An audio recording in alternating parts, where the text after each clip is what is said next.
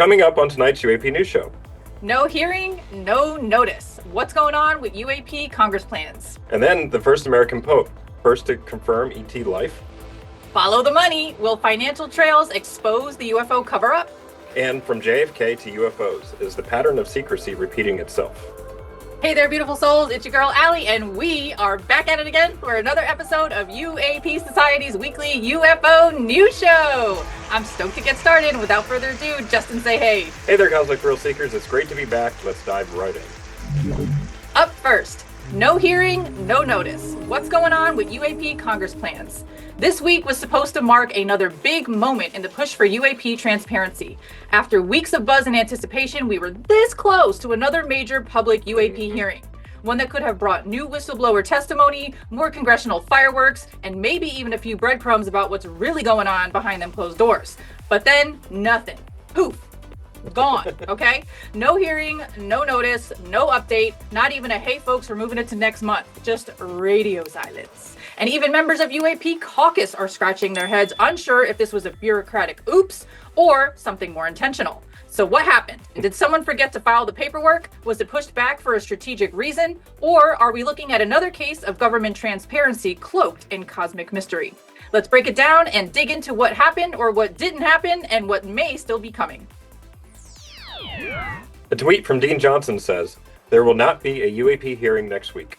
A spokesperson for the U.S. House of Representatives Oversight Committee told me this morning. A UAP-related public hearing before the committee's Federal Secrets Task Force had previously been anticipated by the task force chairwoman. To add more clarity, let's look at some highlights from an Ask-a-Poll article called Houston, Congress Has a UAP Problem, the curious case of a non-existent UFO hearing. Are GOP leaders pulling the strings and sabotaging UAP inquiries? All right, what we know, there will not be a hearing next week. We have not had a hearing notice for next week yet, and they have to give a week's notice. So we know there will not be a hearing on that subject next week. A House Oversight Committee aide for the minority tells Ask-a-Poll. Matt Laszlo is asking the UAP caucus members any word on a new date. They reply, it's possible they're still planning to do it. They just haven't told us yet. The helpful aide tells Ask-a-Poll on background, so we don't know which date or whether it will happen in the future. There is not a public hearing next week. A senior oversight committee aide confirms to Ask-a-Poll on background. Matt Laszlo reflects, ineptitude or did Luna lie to Ask-a-Poll? Something's off. Still no word on exactly what happened, in part because senior members of the Congressional UAP Caucus and Secrets Task Force were left completely in the dark, either by Chair Luna or potentially because of her. It remains unclear whether Luna never intended to give the required notice of the public UAP hearing, which would mean she misled or lied to Ask-a-Poll subscribers earlier in the week, or whether her and her team simply forgot to submit the necessary paperwork. Stay tuned for the fate of next week's UAP SCIF briefing. Sloppy, sloppy, sloppy. I'm sure there's a good reason for the delay of the hearing. I'm sure or hopeful that there is, but the sloppiness in between with all these people not knowing WTF is going on, it's not a good look. I mean, there's probably a lot of infighting going on behind the scenes that we are not privy to. I'd love to be a fly on the congressional wall. I'm just saying. But from our vantage point, it looks sloppy on the outside, but sure. On the inside, there's probably a lot of things going on that we have no clue about. Okay, well, slip us some breadcrumbs, spill a couple drops of tea, let us know what's going on, give us some kind of information. Don't say it's going to happen, create all this hype around it happening, and then all of a sudden, where to go? Right. Hey. We do have some good news, though. According to this Disclosure Party LinkedIn post, Rep. Eric Burleson confirmed that former U.S. intelligence official David Grush has had his top secret clearance restored and is now seeking additional clearance to discuss special access programs, with a rescheduled SCIF briefing plan for UAP week starting May 12th. Well, that's certainly something positive, right? Yeah. I mean, if all these delays are going to equal to a better result down the line when it actually does happen, hey, I'm for it. I'm for it. I'm here for it too. Alrighty. Next, we'll hear from Chris Lato as he expresses his insights on the upcoming UAP hearings, whenever the heck they may be. So I think these hearings could represent a potential tipping point for several reasons. The first is David Grush is involved, and I think David Grush is extremely smart. I believe his integrity is untouchable, and he knows more than anyone else about these programs and is definitely invested in making sure transparency, or at least congressional oversight of these programs, is taken care of, right? The next is Luna's task force has administrative subpoena power, right? So they can declassify records without Pentagon approval. That's a power that previous committees lacked. Her team is also targeting special access programs where whistleblowers claim non-human technology is sequestered. It seems like they're just much more knowledgeable now. In the past, they didn't know where to look. That was kind of their main questions, right? Moskowitz basically asking, if you were me, where would you look? Or AOC asking, where should we go and look? It seems like now they know. They know it's unacknowledged special access programs. And here is an unacknowledged special access program called Immaculate Constellation. And so get the people who should oversee that and ask them directly. And then next, by forcing direct contradictions under oath, if they can use the subpoena power, bring up Davis, bring up Wilson. One of them is lying, right? But put them on the spot. We haven't seen any kind of hostile witnesses so far. How about we get some actual people up there? Maybe some 4-star admirals, 4-star generals. Start asking them under oath, because their name will go down in history if they did lie about this stuff. And then next would be physical evidence. So she talks about wanting to actually bring out physical evidence, not just testimony. What does that mean? Could there be like actual metallurgical samples? Could they wheel in, in a dreamland, the ideal hearing? Could they wheel in any sort of biologics or at least get someone involved in the actual program? We know Jake Barber would speak about this, and he can claim that this is definitely non-human intelligence and how the program works from the inside. I think that would be amazing. So what should you watch for during the hearings? I would see, will Davis be in the hearing, and will he maintain his claims about the Wilson meeting, right? That is now in the congressional record.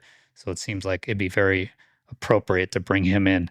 And if possible, bring Wilson in. That would be amazing and put huge pressure on these generals out there, because we haven't seen any generals, right? Admiral Gallaudet's the only flag officer who's even spoken about this, and he's a 1-star.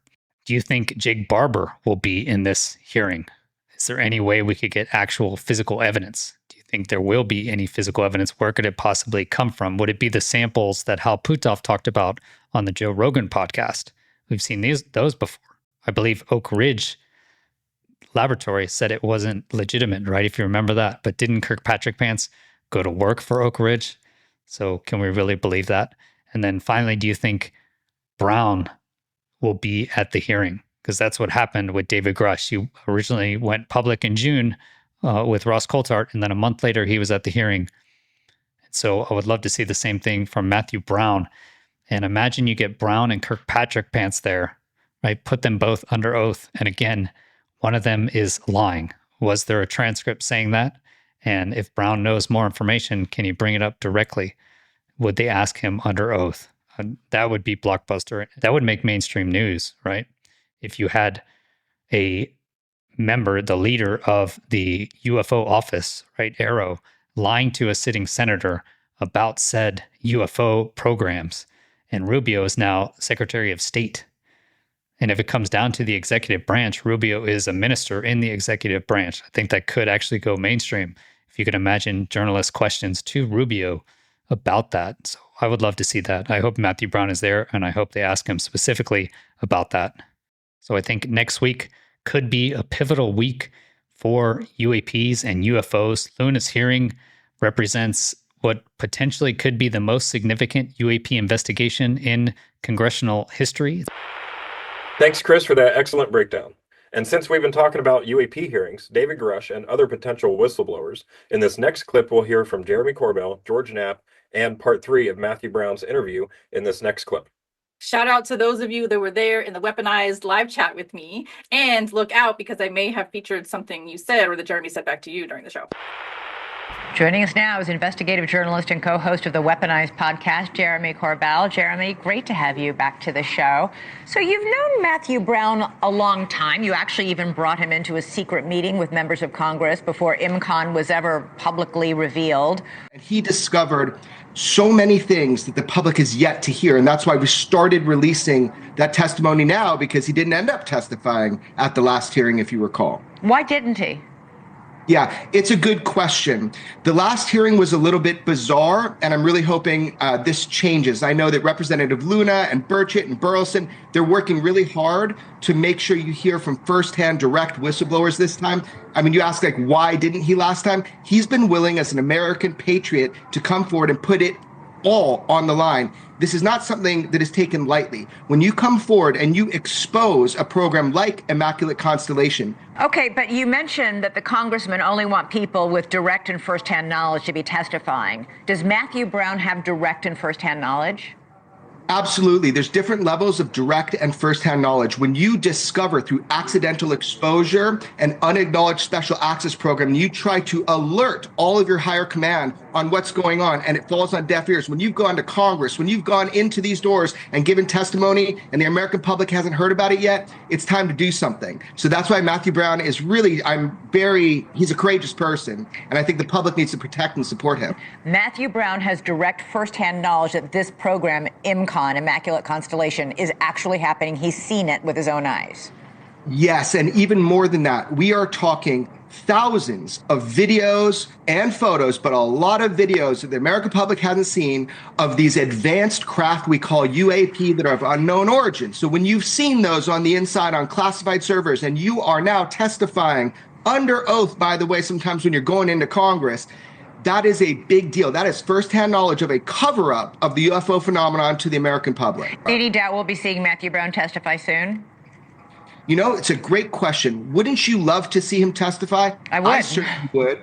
Fingers crossed. This next hearing, we have an opportunity, and Congress is listening. They're watching this interview with Matthew Brown as it comes out. Next part is next week. They're watching. So we have an opportunity, and I hope we take it.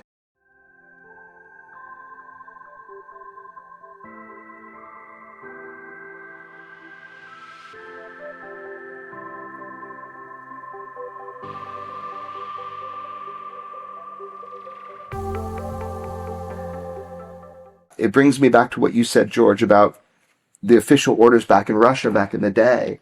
Tell me that real quick again. So the Russian military, from 78 to 88, they had a standing order for every unit in this vast Soviet military empire, any UFO or ball of light, flying saucer, anything weird in the sky, it had to all be investigated. And the guy who was in charge of that program at the Ministry of Defense said that there had been several dozen instances where they sent warplanes, to intercept these UFOs, and they couldn't keep up with them. They just poof, they're gone. But in 3 cases, they tried to engage and shoot them down.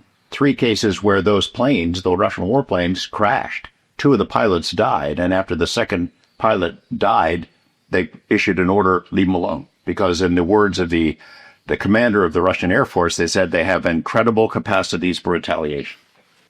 Somebody was flying these things that crashed. Somebody built these things that are being reverse engineered. Who's that somebody? And why don't they come forward? I mean, you may not have seen that in a document or a file or something somewhere, but you've thought about it. You're a smart guy. What are your thoughts on the big picture questions? Who are they? Why are they here? Why don't they show us what's going on? I think I have a good degree of confidence that the reason they're here is us. I think life, especially sentient life, is a precious thing. And I think to some, it might be a resource. I think humanity to some level is a resource for them. Like a commodity? Possibly a commodity, possibly a form of entertainment, possibly medical related. Think they live here? Yes. For all intents and purposes? Yes. Always? I don't know about always, but it certainly appears that they have been here for most of recorded history. At least some element of this has been here for most of human recorded history. You think we would see them if they didn't let us see them? Even with our more advanced sensors, that they pop up, but they can also disappear. And do they allow us to get these glimpses? Is that a game of some sort, I wonder? Or an education process? It's a bizarre one that I could not understand if it is a game. I think they're both just as powerful as we think, but also less. And I think there is not a single they here. Certainly multiple factions of the same species, if not multiple species. And all the complexity that brings, which might be our best hope. What I have learned is that we live in a dream, a carefully constructed reality. We make use of a science that is tightly controlled and suppressed and distorted. I think we are left behind. Humans. I think normies, the normal humans, the people have been left behind. Us. Mm-hmm. People need to understand that we might have freedom of speech, but that has been subverted. We do not have freedom of inquiry. We are blocked from learning what we need to know. Just in the public world, we are blocked from advancing in science. We are taught false science intentionally to prevent us from learning more. We live in the Matrix. It's just much more boring than the movie. Look, man, if you were to die tomorrow because of whatever reason, what do you want people to know right now? Like, what do you want people to know if you're just like fucking gone?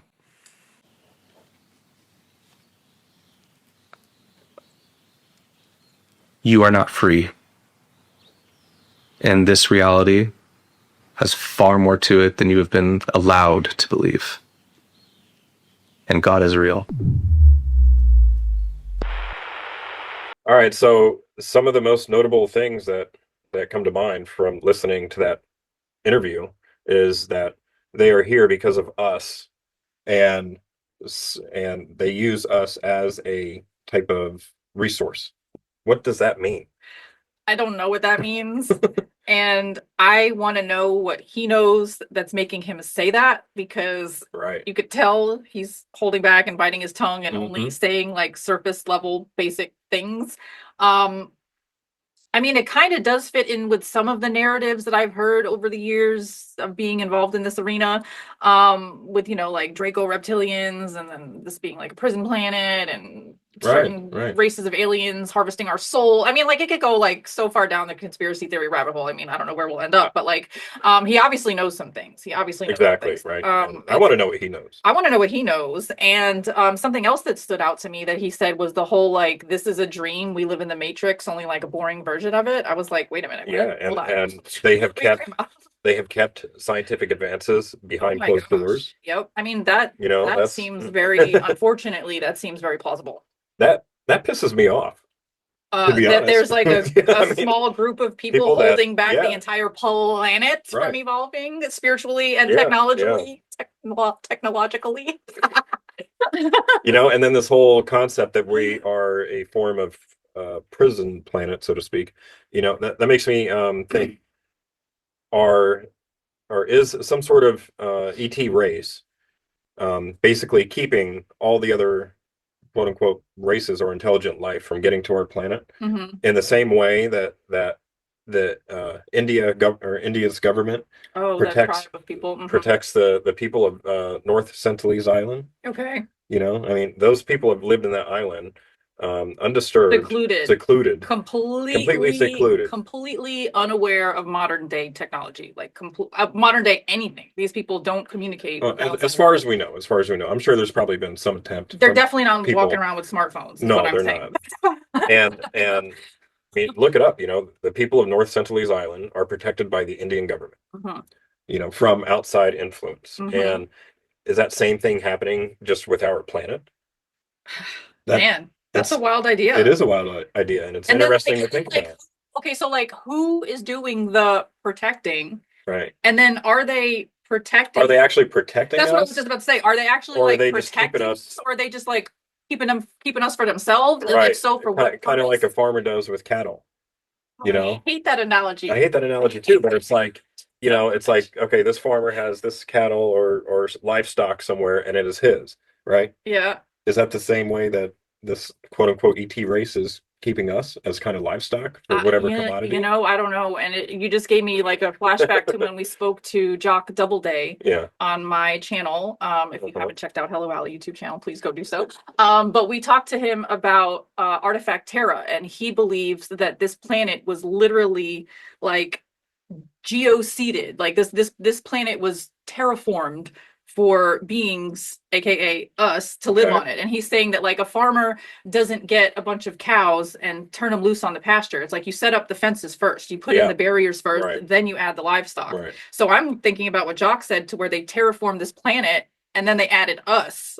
So I don't like comparing us to cattle in that sense, only because of how humans have orchestrated the relationship between us and animals. But I don't want to get into my little veganism spiel on the show. We'll save that for another day. But so yeah, I mean, this is all really, really wild stuff. I mean, he said, like, we are intentionally being held back scientifically, technologically. Finally got that word right on this first try. I don't know why I struggle with that word, but anyways. And then, so like, what is going on, guys? We have these hearings that are being canceled with no given notice. We got all this hype, all this build up, hearings, and then the floor falls out from underneath it. It just doesn't happen. I really appreciated what Chris Lato had to say about if we're going to hear from Eric Davis, when we do have the hearings, because they are happening, we just don't know when. Who are we going to hear from? Are we going to hear from Eric Davis with the whole Eric Davis Wilson memo situation? That would be cool. We need some clarification on that whole thing. One of them is lying, and who is it? We need to get some clarification. I would bet money that Wilson is lying. That's what people say. Also, Jake Barber, Skywatcher, get him on the stand. Give him some stuff to say. I'm sure that he could teach the Congress some things. Are we going to get Grush up there? Are we going to get Matthew Brown up there, since he's new? He just came out. Jeremy Corbell just brought him forward. The last UAP hearings that we had Schellenberger introduce the idea of Immaculate Constellation, and the person behind Immaculate Constellation is Matt Brown. But we didn't know that at the time. No, now we know that. Now we have more hearings coming up. So is he going to show up this time instead of having somebody else who knew nothing about it until like 5 seconds before he spoke about it, speaking about it? It'd be great to hear from Matt himself. It would be. It'd be great to hear from Matt himself. Yeah. So I hope he's able to testify. Absolutely. And I wouldn't be mad if they had some surprise people up there that we haven't even had the chance to anticipate yet, because why not, right? I want to see Matt Brown. I want to see Bob Lazar. I want to see Eric Davis. Okay. Who else? Maybe Jacques Vallée. That'd be cool. I still want to get good old Bobby Lazar on the stand. Okay, guys. I know that's another controversial thing, but let's vindicate Bob Lazar, shall we? Because I feel like a lot of the things that he said over the years has stood the test of time. Nobody's disproven him yet. Let's get him on the stand. He said he would not really care to do it, but then Jeremy pressed him a little bit more, and then he was like, okay, well, yeah, maybe I got a little dog left in this fight. Again, I hate that phrase. But yeah, so maybe Bob Lazar. Let's get him on the stand. Yeah, that's like a wish list thing for me, to get Bob Lazar. Right. I don't know if it'll happen, but whatever. Well, when we find out more information about this, hopefully we'll find out something soon. As soon as the details drop, you guys already know we'll be covering that information. And as always, I'm sure they're going to be live streams. So if you want to watch those with us, we'll be hanging out on whoever's covering it. Absolutely. How do you feel about this last-minute cancellation of the public UAP hearings? Coincidence, clerical error, or something more deliberate? Could this be an intentional delay to buy time, or a signal that someone doesn't want this information out just yet? What do you think of Matthew Brown's statements in the latest Weaponized episode? Sound off in the comments below and let us know. Up next, first American Pope, first to confirm ET life. History was just made at the Vatican, and the UFO community is buzzing. For the first time ever, the Catholic Church has chosen an American as its new Pope, Cardinal Robert Prevost, now Pope Leo XIV.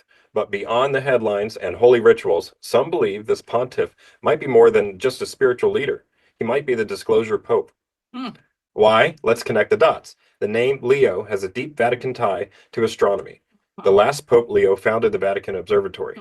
And decades ago, Danny Sheehan was sent by President Jimmy Carter to ask the Vatican about UFOs. Now we have an upcoming UAP hearing, just as the Vatican welcomes its new leader. Is it all coincidence, or is something truly cosmic in the works? Could Pope Leo XIV be the one to open the Vatican's vaults and finally tell the world we are not alone? To learn more, let's take a look at this News Nation clip. It turns out Pope Leo XIV has a spiritual connection to the Vatican's long history of astronomical research.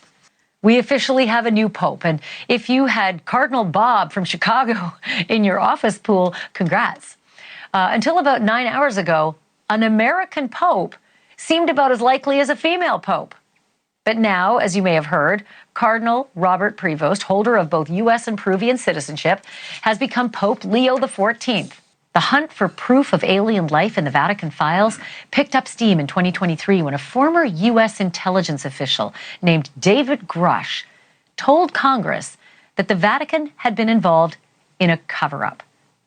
David Grush later provided more details to News Nation's Ross Coulthart, and here is some of their conversation. So let's start from the very beginning. You say it's a 90-year cover-up. Just about, yeah. 90 years. 1933 was the first recovery in Europe, in Magenta, Italy. They recovered a partially intact vehicle. It's long been known that the regime of dictator Benito Mussolini documented numerous UAP during this time. This internal memo from the Italian secret services includes crude drawings of the UAPs. It's true. It's real. Yeah, that actually happened. The Italian government moved it to a secure air base in Italy for the rest of kind of the fascist regime until 1944, 1945. And, the Pope Pius XII back-channeled that. So the Vatican was involved? Yeah, and told the Americans what the Italians had, and we ended up scooping it. So let me be very clear about this. You're saying that the Catholic Church, the Vatican, they know about the existence of non-human intelligence on this planet? Certainly. A spokesperson for the archives told the Catholic News Service, and I quote, "I don't know where this Grush got the information. One can laugh at it," end quote. But is it laughable to think that the Vatican holds secret information on the existence of alien life forms? For more on that, I'm joined by the perfect guest tonight. Danny Sheehan is an attorney. In the 1970s, he was tapped by President Carter to contact the Vatican about what they knew about UFOs. Danny Sheehan, thank you for joining me. You are the perfect guest tonight. Why, first of all, take me back. Why did President Carter want to reach out to the Vatican? Well, President Carter, when he was governor of Georgia, actually saw a UFO. Not something distant in the sky like a twinkling star, but the length of a football field away. He was at a Lions Club meeting when he was governor, and he and 11 other people saw a UFO craft a football field distance away. So as soon as he was elected president, one of the very first things he did was send for the head of the Central Intelligence Agency and ask him to come to Plains, Georgia, and brief the president-elect on the UFO issue. Well, here we are a half century later, and we have a new pope who seems to have this sort of slight connection, at least to the scientific heavens anyway. And I'm wondering if you think it's going to make any difference. Do you think that this new pope will actually help UFO enthusiasts and others gain access to whatever secrets lie beneath the Vatican? I do believe so, yes. I believe that he has a history, as did Leo XIII, that preceded him, actually in trying to establish the relationship between the cutting edge of science and the most profound fundamental theological concepts of a metaphysical dimension that is not accessible by most people. That's the key to this man. He is a person who wants to bring together science and theology to be able to bring the Catholic Church into the 21st century so we can begin to adjust the institutions of our planet to cope with the reality that there's an extraterrestrial, non-human civilization that surrounds us, and the fact that they've been coming and going from our planet at least since the detonation of the first nuclear explosion in 1945. So I think that he is going to be the disclosure pope in the same way that we are going to have a disclosure of what the American government knows about this in the next handful of years. So that the formulation of these esoteric insights that the church has about the nature of human consciousness, our capabilities to engage in telepathic communication, the communion of the saints, if you will, life everlasting, which has to do with potential reincarnation, the ability to levitate, for example, like some monks in the Catholic monasteries are capable of doing, like Jesus walked on water, the ability to transmute matter from, for example, water into wine. These are capabilities that deal with the kind of deepest scientific secrets about the relationship of human consciousness and the subatomic nature of reality. This is what's in the process of coming forward, and that's why many of the institutions of power on the planet right now are so reluctant to open up that box. But the church has a fundamental responsibility to be the ushers in of a perception of our relationship to the universe, in our human consciousness to the evolution of our species. So I believe that the church is going to play a major role in doing this, and they've issued a statement back in November of 2009 stating that in light of the fact that we've now got these new spaceborne telescopes and they're discovering more and more of these new exoplanets, it's now clear, as they said, that much sooner than we had previously anticipated, we're going to discover that life exists elsewhere in the universe. And therefore, the time has arrived for the beginning of that all-important conversation about the profound philosophical and theological questions that are posed to our human family by the discovery of life elsewhere in the universe. That's the moment that we have reached now, and this will be the Pope who governs the largest single denomination on our planet of 1.4 billion people to usher in this larger reality and integrate it with our sense of ourselves in the universe. And I believe that he's going to try to lead the entire human family, not just the 1.4 billion Catholics, but the entire human family into a better understanding of our place in the universe and the relationship that our human species is going to play in relationship to the entire non-human civilization that surrounds us outside of our solar system.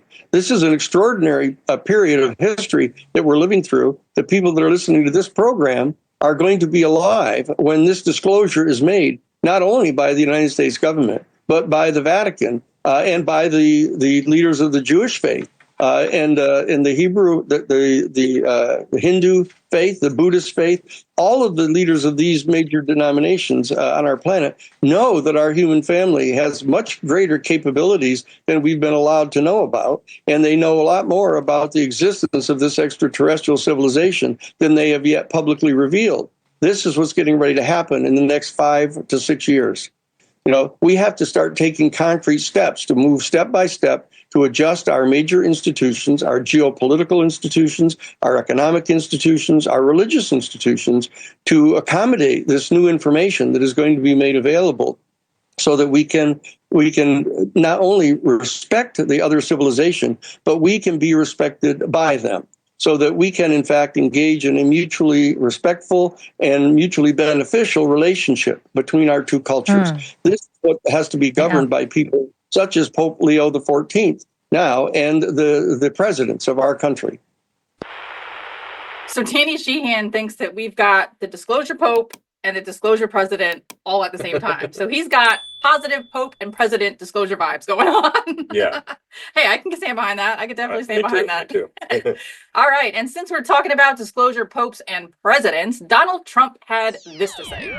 Congratulations to Cardinal Robert Francis Prevost, who was just named Pope. It is such an honor to realize that he is the first American Pope. What excitement and what a great honor for our country. I look forward to meeting Pope Leo XIV. It will be a very meaningful moment. I hope you know how bad I struggled to not read that in my Trump impression. I was fighting it the whole time. I bet. I was. All right, go ahead. I saw you trying to say something.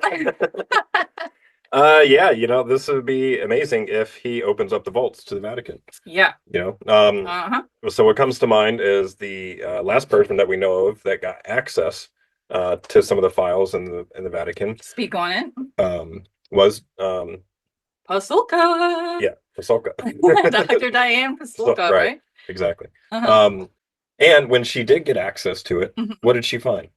You tell me. Okay, so she put me on the spot like that. All right. As far as I can remember, she said that she basically read that a lot of sightings, angel sightings, were very similar to our modern day UAP sightings or UFO sightings. Right.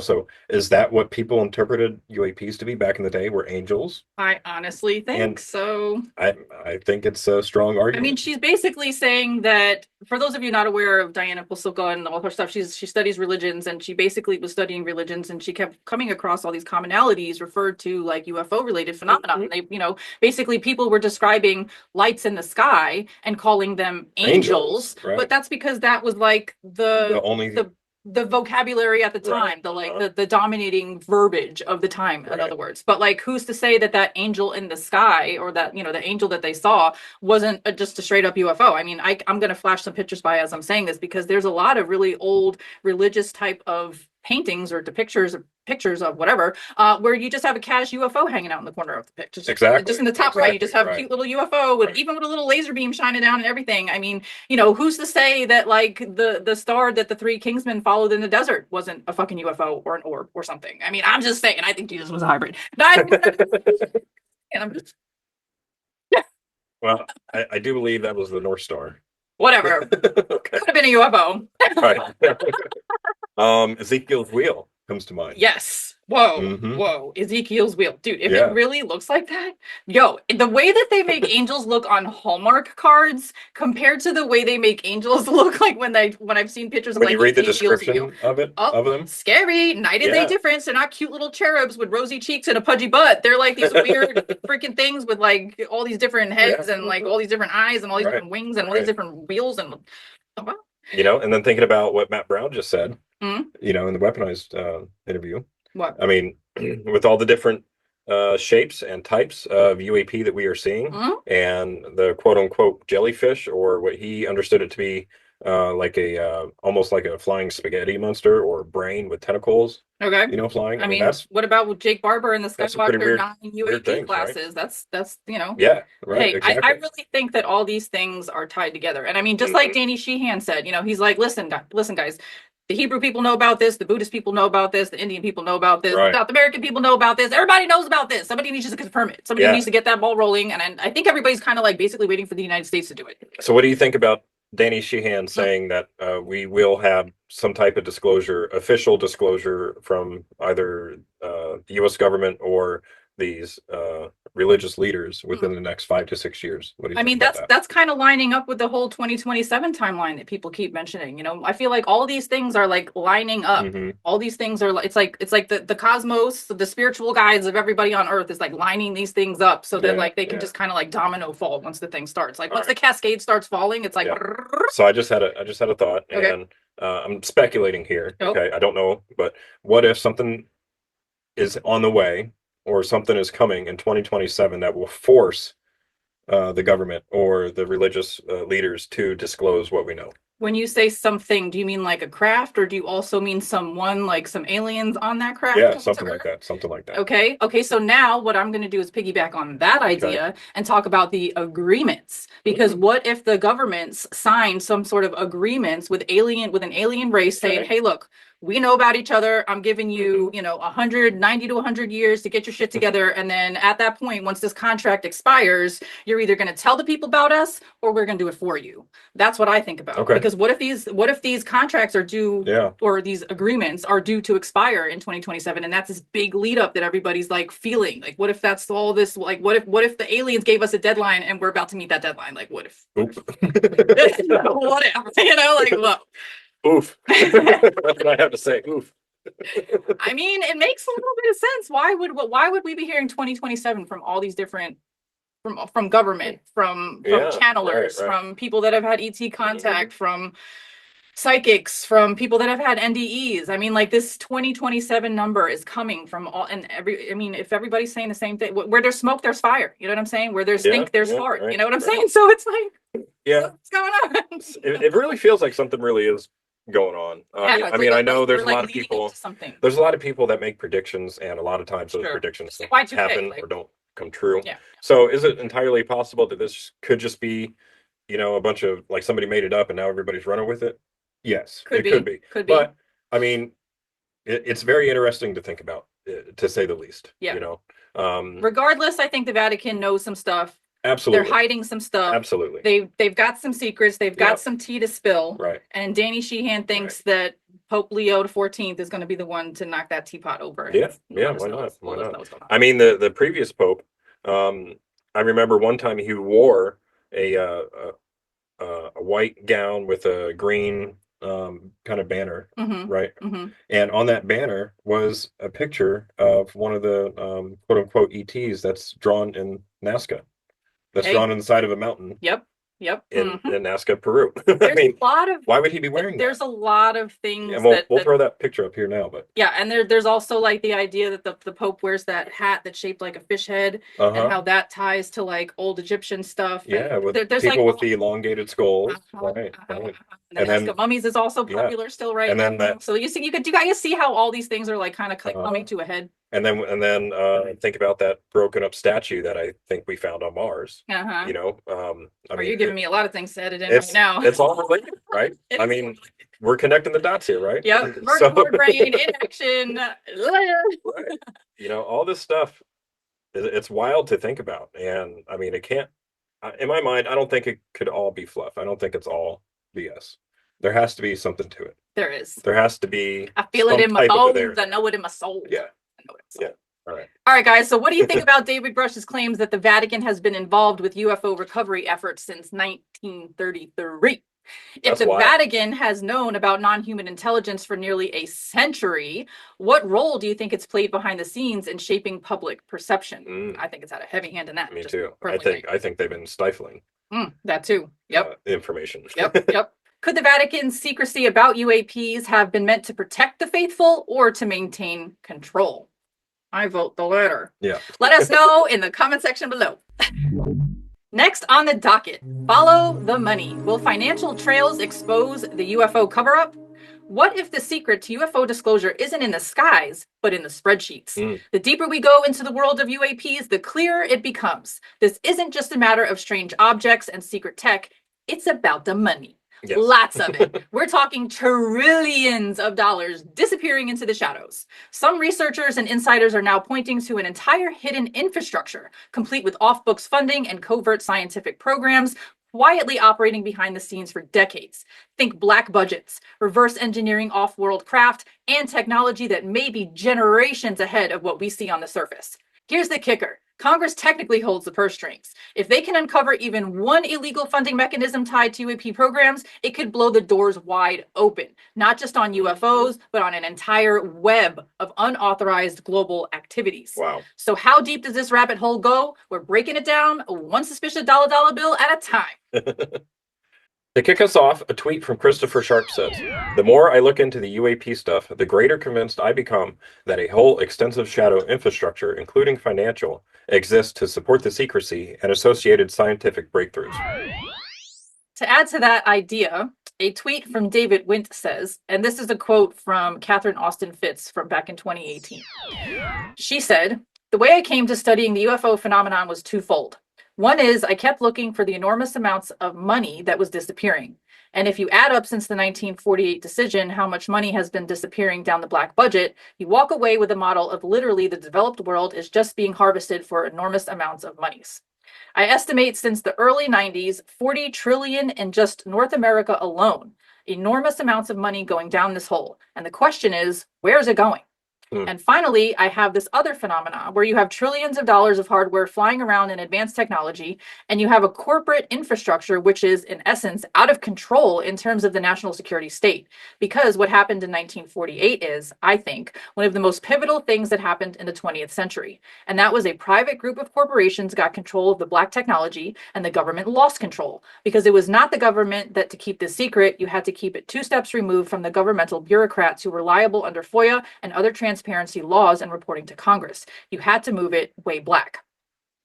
And so operationally, the corporations get control. Operationally, you're reverse engineering the technology into Silicon Valley, into the Boston Ring, into all these places. And then suddenly, because they're developing the technology, they in essence control it and even own it. And so if you look at an enormous amount of the equity valuation that's come from advanced technology, a lot of that, if you look at the history of it, should really belong to the American people, to the taxpayer. But it was literally a transfer and a gift. So here we have a whole secret infrastructure of private corporations and investors who control the most advanced technology in the world, and we're depending on them for the evolution of whatever the response is to the phenomena, and it's all happening in secret. Dang, that's a mouthful, huh? Well, yeah, I mean, that's exactly what I think is happening. A lot of people think that's exactly what's happening. I mean, a lot of the evidence points in that specific direction. It does. Mhm. It does, like Boeing and Lockheed Martin and some of the other government contractors Yep. throughout the last 40, 50 years. Yep. I mean, yeah, Bigelow Aerospace. Next, we'll hear from Catherine herself in a 2018 clip from The Richard Dolan Show. In case you're not familiar with who she is, Catherine Austin Fitts is an American investment banker and former government official. During the George H.W. Bush administration, she held the position of Assistant Secretary of Housing and Urban Development for Housing. Known for her extensive writing and commentary on public spending, Fitts has also alleged multiple large-scale cases of government fraud. Welcome to the Richard Dolan Show, where every week we fight the good fight. Greetings. My guest for this week's program is my friend, Catherine Austin Fitts. Catherine, it is a pleasure to have you on once again. Richard, it's always a pleasure. I learned so much by talking to you. Anytime I have a chance to do your show, it's like, yes, I get to talk to Richard. Oh my goodness. Well, all right, so we've got this whole thing happening because I always feel the same way when I talk with you. We've, you have been in the news actually quite a bit this last year over the fact that, well, all these trillions of dollars are somehow disappeared from our national economy. And this is something you've been talking about for so long now. 20 years. Yeah. So if you look at where the train tracks that the money is coming across, you have a variety of different government agencies, but then you have a lead defense contractor doing the payment systems and the New York Fed as depository doing the transactions. So the New York Fed and the lead contractor, essentially know where almost every dime is. If you really want to know the truth, it's pretty centralized. So, right. I was going to stop and slow down just because I want to make sure that I'm understanding and that listeners. Okay. So all these undocumentable adjustments that are going on, primarily within the Pentagon, there are two institutions that you are identifying as having certainly virtual total knowledge. Yeah. So the New York Federal Bank is one, Federal Reserve Bank, and then the other is the lead contractor for the Pentagon, which we don't have a name for that. So Lockheed Martin is the number one contractor to the U.S. government by about 25 to 50% on any given year. And they are the lead weapons manufacturer selling things to the Department of Defense, but they are also running the information and payment systems. I didn't know. They're largest. Wow. Yeah, exactly. Talk about a conflict of interest. Wow. I know. Wow. Yeah. Okay. So go on. It was interesting when I first started to write about this and work with investigative reporters who are trying to get to the bottom of it. We used to work like crazy to get the Department of Defense or GAO to produce their contract budget, which should be available, as a matter of public record. Mm-hmm. And they fought for years to make sure that you couldn't get a breakdown of who was running the payment systems and the information systems and the software, and because this is all being done through the digital systems. And finally, Cynthia McKinney, there's a very famous video. You can find it up at missingmoney.celery.com. Mm-hmm. I worked with Cynthia McKinney's staff when Rumsfeld was testifying before her after 9/11. And she nailed them, demanding to know what the contractors were running the payment information systems. And they weasel, and would never, as far as I know, report the contracting budget to her. So anyway, after the $6.5 trillion went missing during fiscal 2015, Lockheed spins off its information technology division, or its government. And so I'm presuming that they were, I called it a cut and run because I figured they probably swept and stole everything else they could. Spinning it out, just giving it up and losing official control over it, you're saying? Well, that's, to control the information and payment systems is a very powerful position. You don't spin that off unless you really want to get rid of the liabilities on the financial coup, is what I think. Right. And obviously, this is opinion, nothing I could prove in a court of law. Cut and run, exactly. So they made what they made, and they're gone. All right, so Sis didn't stutter when she said Lockheed. No. She didn't stutter at all. She said, Lockheed Martin. Yep. It was them. So, I mean, she seems to know what she's talking about. And I mean, she's the one that worked with the Bush administration. I mean, somebody of her background, of her experience, you need to listen to, because she knows what the heck she's talking about. Exactly. And if we think back, George H.W. Bush, the first George Bush, he was the director of the CIA before he became president. So, and a lot of people have speculated that he was one of the people that was in the know about UAP or the reverse engineering programs. So, and if we think back to when George H.W. Bush was the director of the CIA, he must have gained access and was briefed about these UAP programs. Okay. And then he became the president, and while she was in the government. Okay. So she was in a position to be in the know, is what exactly you're saying. Right. That's what the whole point is. Okay, right. Thank you. But yeah, I mean, there's a shit ton of money that is just funneling into somewhere, and the government wants to pretend like they don't know where that somewhere is, but meanwhile, we pretty much know. Yeah. We pretty much know. Yeah. It's in the black budgets. Right. Which go to the defense contractors. And like I said before, she didn't stutter, Lockheed right. Martin, but you could also add Raytheon. You could also add Boeing. Right. Absolutely. And in a well-rounded reflection on the Lato Files Discord server, Anonymous says, I believe this was the underlying reason for Rumfeld's audit of the Pentagon, trying to isolate the programs they knew existed, but weren't read into. Fast forward to the UAP task force and David Grush's testimony encouraging Congress to look into this exact same area. Bottom line, Congress holds the purse strings. Congress has legal oversight, but if they can show an illegal program being funded, bypassing that oversight, then this one thing will justify a massive full government investigation. They can shut off funding as leverage. The president can fire anyone under him for any reason and can strip of clearances. These two tools are already being used. The bottom line, the Transparency Task Force went broader than UAP in scope because the same people behind illegal UAP programs have been doing illegal shit in all kinds of places. They just need to prove probable cause in any of these areas to warrant the full weight of the legislative and executive branches coming down on this. That has never happened before. It's always been a few Congress people or curious presidents. The stage is set right now because this administration is not going to be swayed by previous arguments of national security, maintaining status quo, or whatever.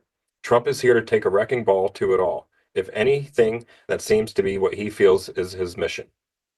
If they need to delay the hearings to get more ducks in a row, then I hope that's what they are doing. Having another hearing that has no action items is pointless. I agree. Yeah. Absolutely. Facts. Making this one count is everything. Facts. Absolutely agree. I still feel like there's an intense battle going on behind the scenes that we don't know about, which is why it looks chaotic to us bystanders. Sure does. Right. But you just said that literally earlier, that there's a lot going on we probably don't know about. Exactly. I'm willing to be patient and let these people work. There are plenty of indications that they are doing exactly that. But the clickbait UAP influencer community is simply becoming the same piss everyone off to improve the algorithm that infects the rest of social media. Oof. Yeah. All right. And yeah, I agree with that too. So this is probably gonna derail us mentally a little bit, but when you read the line where Anonymous said something about that Trump is a wrecking ball, first of all, I've heard that before because I've heard people that like in other words, like psychics or remote viewers that have looked into Donald Trump and his presidency and all that. They said, look, this man's literal soul mission is to come here and shake shit up. You can love him for it, you can hate him for it, but either way, the planet is going through an ascension right now. Everybody's going through an ascension that's on the planet, and basically in order to create something new, you have to dismantle the old, and somehow Trump is playing a major role in that, shaking shit up, getting everybody uncomfortable, firing people, cutting people out, throwing money around, doing all these kind of things, accepting lavish luxury planes from Qatar and all that stuff. He's doing all kind of crazy things. He's doing all kind of crazy things. But I mean, essentially, at the end of the day, he is shaking shit up. Right, and he's not just shaking shit up in the United States only. No, he's shaking the whole world up. I know, and not necessarily in a great way, but I mean, it depends on the perspective you have. If you're going to focus in on your 3D little self and your little meat suit body, it may look one way versus zooming out to like the cosmic perspective of things, it may look a different way. Right. Maybe it might not be a great thing right this second, but maybe in the future it will ultimately become a good thing by causing change. Yeah, I mean, change has to come from the old seeing its end, and when one door opens, or when one door closes, another door opens. Right. Also, side note, my brain does funny things with words sometimes. When I saw the words wrecking ball and Trump, I all of a sudden saw Trump sitting on the Miley Cyrus wrecking ball, swinging in. Oh my god! I can't. No. See if I can create an AI version. Please don't. Okay, maybe I won't. Oof. Or will I? I don't know. But anyways, okay, so let's get back to the story. My brain does funny things. This is what it's like living with me also. It is. It really is, yeah. But I love it though. All right, so we're talking about missing money. We're talking about the fact that Catherine Austin Fitts is basically saying that she knows where the money's going. It's going to these defense contractors who are coincidentally and kind of in a position to like do stuff that they shouldn't be in a it's like a conflict of interest. That's the phrase I was trying to think of. They're in a conflicting position to where like they're running things, but they're also spending all the money. So it's like they're overseeing themselves, but keeping everything secret in the process. And it's like, at what point does that end? Like, how much power are you going to allow them to maintain, especially when everybody else is trying to get this information and they're holding on to it for dear life? Like, nope, sorry, you can't know that. So there's a lot going on. All we got to say is, yes. all right. So if $40 trillion really did disappear into black budgets, where do you think it went?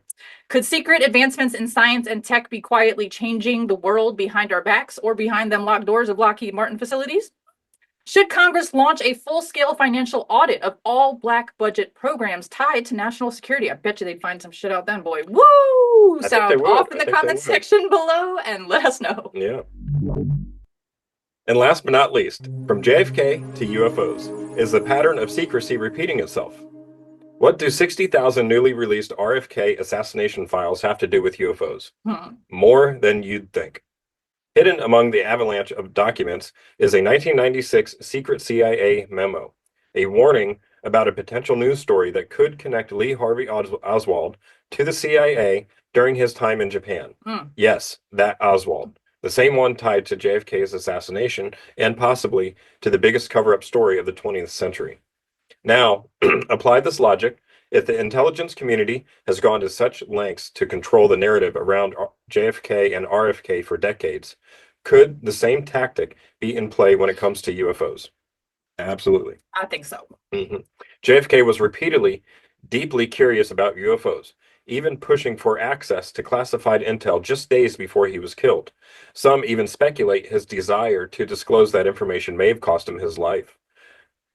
That is plausible. Very. If this is such a big secret and he was giving signs that he wanted to tell the Russians about it, that could be the reason that they took him out. I mean, that's plausible, that makes sense. Now, with the veil slowly lifting on both political and extraterrestrial secrets, the question isn't just what we know, it's why we weren't supposed to know. That's a big question. Right. A tweet from Director of National Intelligence Tulsi Gabbard says, update, 60,000 additional files related to the assassination of Senator Robert F. Kennedy are now online at archives.gov. After the initial release of 10,000 documents 3 weeks ago, we searched FBI and CIA warehouses for any records not previously turned over to the National Archives. More than 60,000 documents were discovered, declassified, and digitized for public viewing. Today's release is an important step towards maximum transparency, finding the truth, and sharing the truth. And in an awesome conversation over on the Lato Files Discord server, in response to a question that asks, but nothing meaningful was released on JFK or Epstein, Smart Dog replies, this is still an open question. Danny Sheehan was, at last report, building a database of the newly released JFK documents so he can see if there is anything there that dovetails with the work he's done already through the decades, eagerly awaiting his analysis and insight. Me too. I did find this one document from the JFK dump. It's a secret CIA memo from 1996 warning of a potential news article that was going to be released that connects Oswald with the CIA during his time in Japan. They wanted to kill the story and prevent other journalists from doing the same research. Very curious that the CIA would be actively searching for and killing stories on the JFK more than 30 years after his assassination. Right. Also note, the article never published and no further was heard on the subject. Seems to me the CIA was successful again in killing a story, and this document proves it. Apply this logic of cover-up and secrecy regarding JFK, and it is easy to see the same tactics being used for the UFO topic. This is my opinion and may not reflect that of management's. Well, smart dog, I'll let you know I'm head mod, and I agree. Right. I agree. So yeah, lots of new documents to sift through over on the RFK stuff, and looking through the JFK stuff. The CIA memo, I mean, basically spells it out that they're seeking and destroying anything and anyone that talks about or covers this subject, and that in itself is telling. Right. You know, I mean, I think not only the CIA, but there's probably a couple other three-letter agencies within the government that control the mainstream news media. Right. You know, we think that they're free and can talk about or report on whatever they want. No. But obviously they can't, because I think they're controlled. They are controlled. I'm sitting here thinking of a video that lives rent-free in my brain of like the newscasters, how they're all saying the same exact things with the same exact tone of voice, stressing the same exact words. And there's like, well, I'm going to see if I can find it and edit it in as we're talking. Yeah. Media outlets publish these same fake stories without checking facts first. The sharing of biased and False news has become all too common on social media. More alarming, some media outlets publish these stories simply aren't true without checking facts first. Unfortunately, some members of the media use their platforms to push their own personal bias and agenda to control exactly what people think. And this is extremely dangerous to our democracy. Basically, like there's like one major person or company or entity or whatever the heck you want to call that operates all of these major news networks, and those major news networks only cover what those top people want, and in the way that they want them to narrate or portray the story. So it's like, when you think about that, how much of it can you actually trust? And that's why so many people now are not effing with mainstream media at all. They're like not messing with it at all. I mean, and for good reason, in my opinion. Yeah, very good reason. Me too. So yeah, thank you, Smart Dog. That was I really liked that. I enjoyed it, and I agree with you. Yeah, great point to tie that in together. I mean, I'm definitely seeing connections between the way that the CIA is handling the JFK assassination and the way that they seem to handle the UFO topic. You know, it's basically like silence anybody that talks about it, like literally. And when I say silence, I mean, you know, you can keep people from publishing things in the news, or you can and do it that way too. And I feel like both have happened. Right. Which is I think that's a good point to bring up, that we need more whistleblowers to come forward. We need whistleblowers to testify in Congress. You know, we need these people to come and spill the tea. Right. That's why it's very important. And I want to give a big shout out and thank you to Matthew Brown, and specifically for Jeremy Corbell and George Knapp bringing Matthew Brown's story to us and to Congress, because Jeremy tried to get Matthew Brown to Congress with Immaculate Constellation in the last hearings, but there was some fuckery afoot and whatever. There's some stuff going on with that. But hopefully these next UAP hearings, whenever the F they may be, we'll get to hear from more whistleblowers. And we do need whistleblower protection, because these people are scared to come forward, and for good reason. First of all, they're scared to come forward because of the fact that they could be taken out just for speaking. They could be arrested and sent in prison. They could be executed. They could be charged with treason, you know, whatever. Have their security clearances stripped. And have their name dragged through the mud. Have their old drama be brought through in the public arena, kind of like what Klippenstein did with Grush. And also, they probably have a little bit of fear of how the UFO community reacts. facts, because if you look and see how the UFO community has responded to other people that have come out in the past, it's not always an embracing, warm welcome. Most of the time it's like, oh, you look at this, and oh, look at that, and oh, you must be lying, and oh, da, da, da. It's like such a critical environment. It's so crazy. It's like we beg for whistleblowers to come forward, but then as soon as they do, we tear them to shreds. Well, not we, because I don't do that. I'm very supportive of whistleblowers. Certain people, certain factions of the UFO community. Certain people try to pick them apart piece by piece, right? And try to make them seem not credible or make them seem crazy or what have you. You know, when these people could very well just be telling the truth as they know it. Right. You know. Now we're also not saying that not every single person that comes forward is credible, because like, I mean, I feel like we need to like neaten up the definition of a whistleblower, because like, for example, there's a lot of people coming forward on like Reddit who are claiming to be whistleblowers, and it's like, what really qualifies somebody as a whistleblower? I feel like we need to clarify that, but I'm not doing that right now. The point is that like, there's a lot of people that are coming forward. Yes, we know not all of them are credible. However, you don't tear people to shreds. Like, come on, you have to give these people a chance. If you're begging for someone to come forward with information, don't shoot the messenger when they do. Right. Exactly. That's basically my point. Yeah, good point. Okay. All right, so what parallels do you see between the secrecy around JFK's assassination and the UFO topic? Do you believe the same disinformation playbook is being used today to control the UFO narrative? And do you think the JFK was killed in part because of what he knew or wanted to reveal about UFOs?